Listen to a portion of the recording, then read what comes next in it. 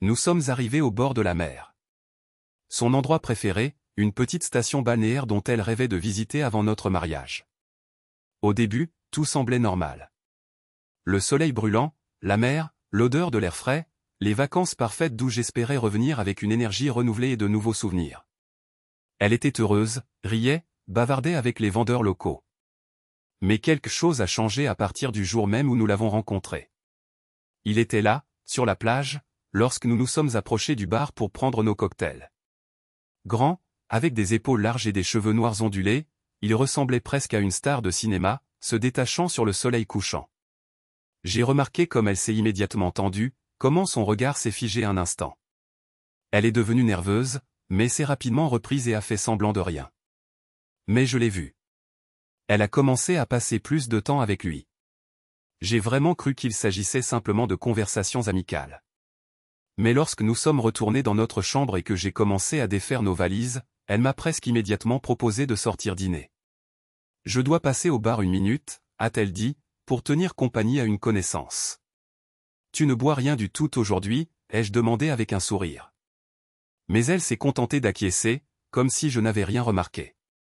Et quelques heures plus tard, j'ai reçu un message de sa part, « Ne t'inquiète pas, je serai un peu en retard. » Quelque chose s'est resserré en moi. J'ai sorti mon téléphone, en regardant l'écran, où sa photo était baignée d'une lumière orange au comptoir du bar. Quelqu'un se tenait à côté d'elle, penché vers elle, sa main sur sa taille, et elle. Elle souriait d'une manière dont elle ne m'avait pas souri depuis longtemps. Elle s'appelait Diana. Nous étions mariés depuis 7 ans, les amoureux du lycée qui avaient grandi ensemble dans une petite ville du Midwest.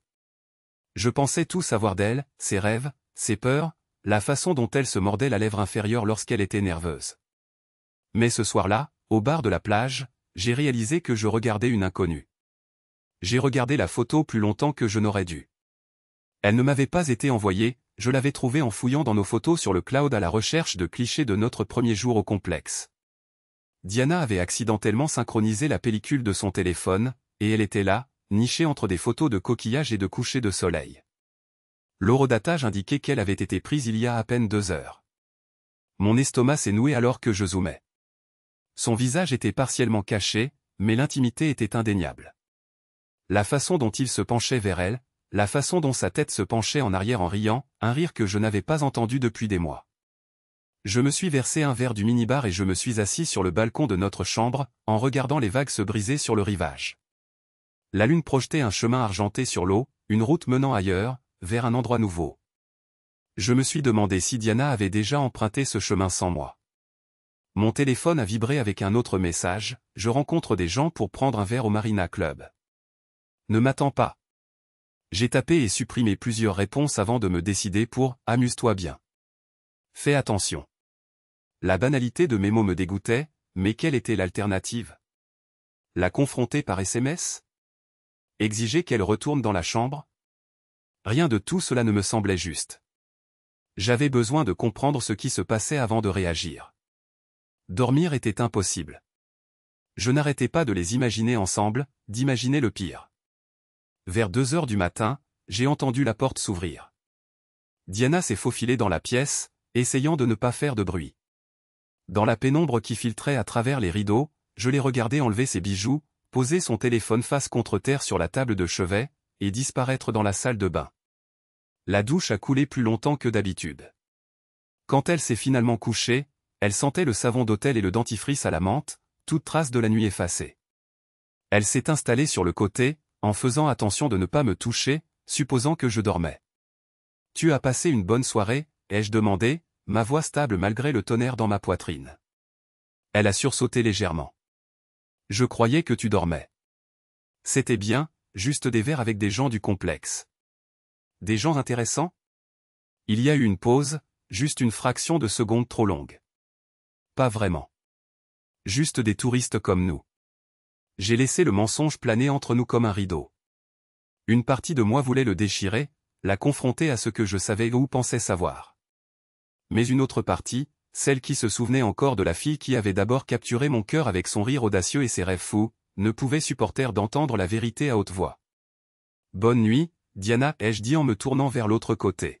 « Bonne nuit, Marc » a-t-elle murmuré, et je me suis demandé si j'avais imaginé la note de tristesse dans sa voix. Le lendemain matin apporta une normalité artificielle. Diana a suggéré que nous fassions une excursion en bateau le long de la côte, son enthousiasme étant presque convaincant. J'ai accepté, en partie pour voir s'il serait là, en partie parce que je m'accrochais encore aux bords effilochés de nos vacances, de notre mariage. Il n'était pas sur le bateau, et Diana semblait à la fois soulagée et déçue. Elle était agitée, vérifiant fréquemment son téléphone, souriant à des messages privés. J'ai fait semblant de ne rien remarquer, en indiquant les dauphins au loin, en prenant des photos des falaises et des grottes que nous dépassions. C'est au déjeuner que tout a basculé à nouveau. Nous étions assis à un café en bord de mer, Diana chipotant sa salade, quand son téléphone vibra. Elle lut le message, puis leva les yeux vers moi avec des yeux ombragés de culpabilité. « Marc, ça te dérangerait si j'allais à ce cours de yoga cet après-midi? Celui sur la plage dont je t'ai parlé? Je savais qu'il n'y avait pas de cours de yoga. J'avais étudié le programme des activités de la station ce matin pendant qu'elle était sous la douche, mémorisant chaque événement comme s'il s'agissait d'une preuve dans une affaire que je ne voulais jamais monter. Bien sûr, dis-je, me détestant pour cette tromperie, pour lui permettre de me tromper. Je vais probablement aller faire un tour à la salle de sport de l'hôtel. Un soulagement inonda son visage. Merci. C'est à 3 heures, alors je devrais me préparer bientôt. Elle m'embrassa sur la joue avant de partir, un geste qui, autrefois, me semblait intime, mais qui paraissait maintenant théâtral. Je la regardais s'éloigner, sa robe d'été flottant dans la brise marine, et me demandais qui elle allait rencontrer et ce qu'ils allaient faire ensemble. La salle de sport devint mon alibi, mais je n'y suis jamais allé. Au lieu de cela, je me suis retrouvé à marcher le long de la plage, loin de la station, loin de la certitude que ma femme était dans les bras d'un autre homme. Le soleil était implacable, me brûlant les épaules, mais j'accueillais la douleur avec plaisir. Elle était réelle, tangible, contrairement à la douleur qui se répandait dans ma poitrine. J'ai marché jusqu'à trouver une petite crique isolée. Assis sur le sable, j'essayais de comprendre ce qui se passait. Notre mariage battait-il de l'aile depuis le début, et je ne l'avais tout simplement pas remarqué? Nous avions nos problèmes, qui n'en a pas après 7 ans. Mais rien qui semblait insurmontable. Diana avait été plus silencieuse ces derniers temps, plus repliée sur elle-même, mais j'avais attribué cela au stress au travail, au haut et au bas naturel des relations à long terme.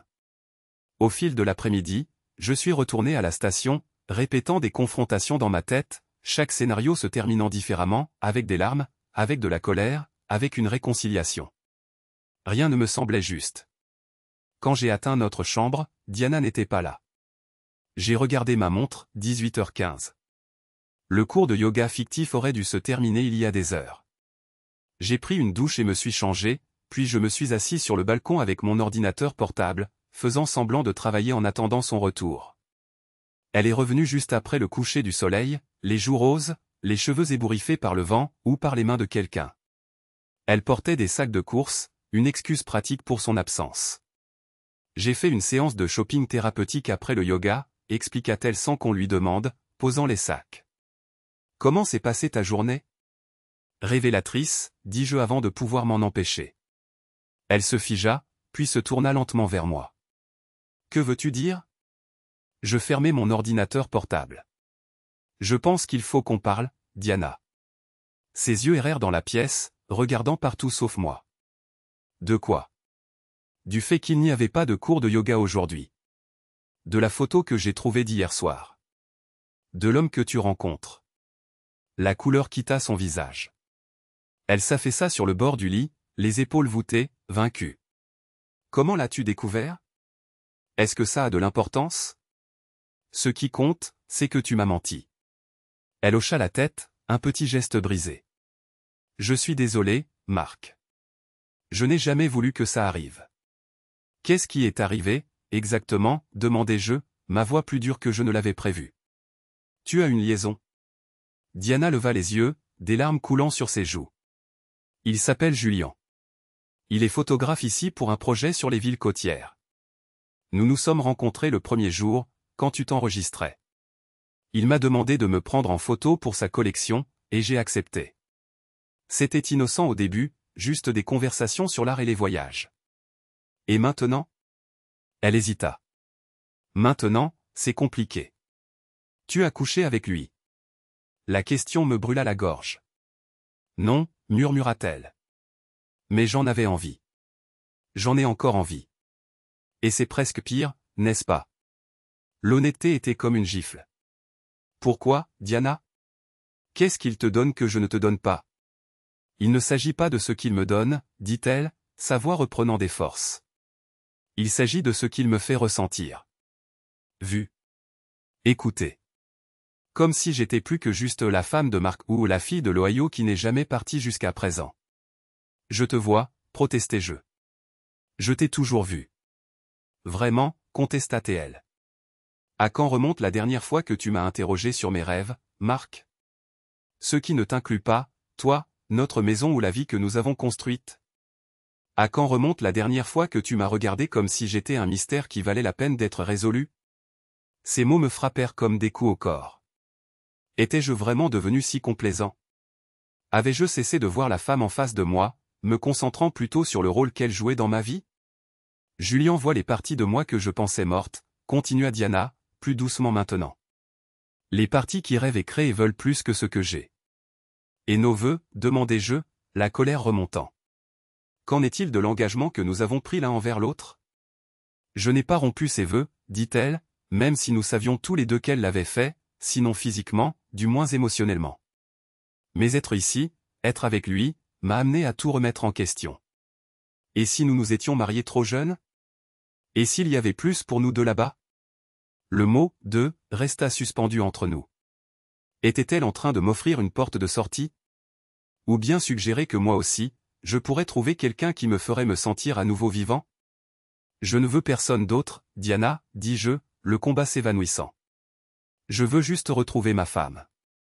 Elle pleurait à chaudes larmes maintenant. Je ne suis pas sûr de savoir être encore cette personne. Nous avons parlé tard dans la nuit, mettant à nu les fissures de notre mariage qui s'étaient formées si insidieusement que ni l'un ni l'autre ne les avions remarquées jusqu'à présent. Diana a admis qu'elle avait fantasmé sur une vie avec Julien, qu'elle rêvait de parcourir le monde avec lui, captant la beauté à travers son objectif. J'ai avoué que j'étais devenu trop confortable, prenant sa présence pour acquise, oubliant d'entretenir l'étincelle qui nous avait autrefois attirés l'un vers l'autre. Qu'est-ce qui va se passer maintenant? Ai-je finalement demandé à l'approche de l'aube, tous deux épuisés par ce marathon émotionnel. J'ai besoin de le voir une dernière fois, dit-elle. Pour lui dire au revoir. Pour être sûr que ce n'est pas juste un fantasme de vacances. Tous mes instincts me criaient de l'interdire, d'exiger que nous quittions l'hôtel plus tôt et que nous rentrions à la maison où je pourrais la garder près de moi. Mais je savais que cela ne ferait que la repousser davantage. D'accord, ai-je accepté, la gorge serrée. Une dernière fois.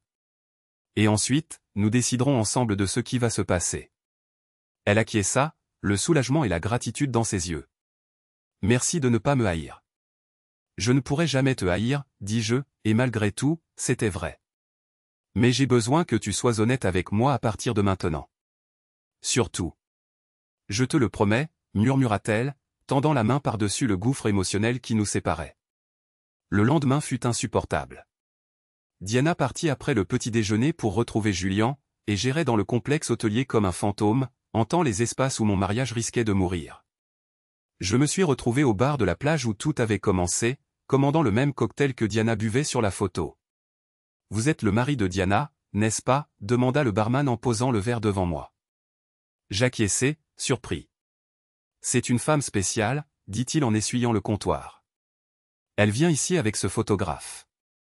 Il lui montre son travail, des choses vraiment incroyables, en fait. » Vraiment, demandai-je, mon intérêt piqué malgré la douleur. Ouais, il fait une série sur des gens qui cherchent quelque chose. Beaucoup de portraits de voyageurs, de locaux qui veulent partir, ce genre de choses. Votre femme l'aide à trouver des sujets, à traduire parfois. Elle parle espagnol, n'est-ce pas? Je clignai des yeux, assimilant cette information. Diana parlait effectivement espagnol, couramment. C'était l'un de ses nombreux talents que j'avais cessé de reconnaître. Elle traduit pour lui, répétai-je. Ouais, ils interviewent des femmes de pêcheurs au port de Plaisance. Des femmes qui attendent que leurs hommes reviennent de la mer. Des trucs poétiques. Il haussa les épaules. Ce n'est pas mon truc, mais il semblait vraiment passionné par ça. Cela ne correspondait pas au récit que je m'étais forgé. Traduire des interviews, ce n'était pas vraiment la matière des liaisons torrides. Avais-je complètement mal interprété la situation? Je remerciai le barman et partis, l'esprit tourbillonnant. Sur une impulsion, je me suis dirigé vers le port de plaisance, sans trop savoir ce que j'espérais trouver. En approchant, je les vis Diana et Julien assis sur un banc, parlant à une femme âgée. Diana gesticulait avec animation en traduisant, le visage illuminé par un objectif. Je suis resté en retrait, observant de loin. Il y avait une chimie indéniable entre Diana et Julien, la facilité avec laquelle ils communiquaient, les regards échangés, le contact occasionnel. Mais cela ressemblait aussi à du travail. Un travail collaboratif et ciblé sur un projet qui comptait clairement pour eux deux. Lorsque l'entretien se termina, Diana fit la bise à la vieille dame tandis que Julien la prenait en photo.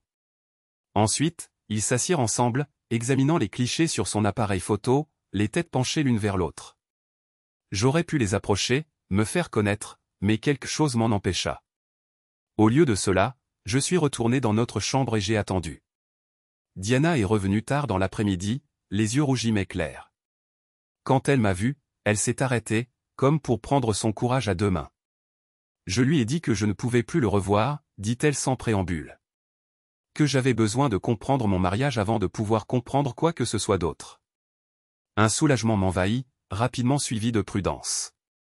Était-ce ta décision ou la sienne? La mienne, dit-elle fermement. Julien voulait plus, il l'a dit très clairement. Mais j'ai réalisé quelque chose aujourd'hui. Ce qui m'attire, ce n'est pas Julien en lui-même, mais ce qu'il représente, la passion, le but, le chemin de traverse. J'acquiesçai, la compréhension naissant.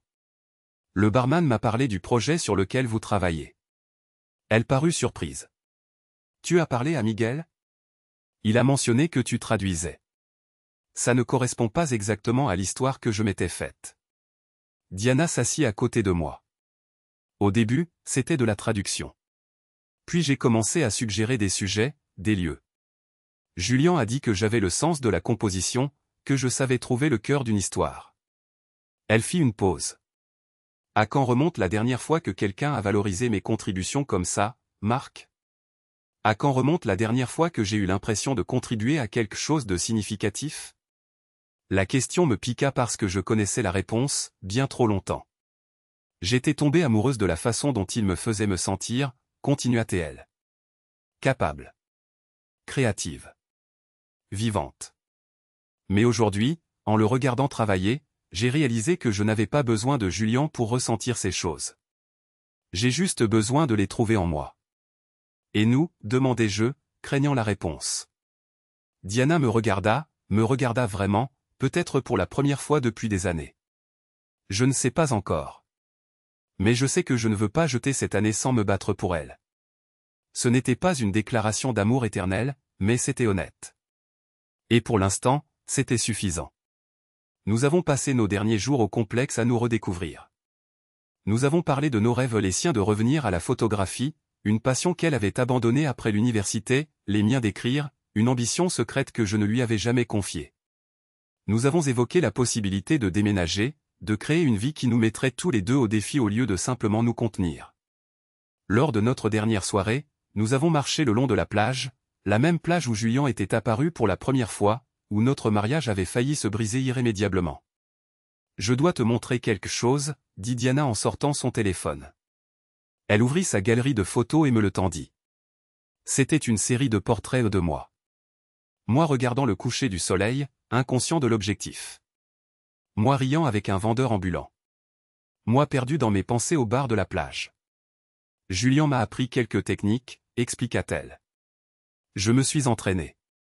Je fis défiler les photos, me voyant à travers ses yeux non pas seulement comme son mari, mais comme un sujet digne d'attention, d'expression artistique. Ils sont magnifiques, dis-je, sincèrement ému. Tu es magnifique, répondit-elle.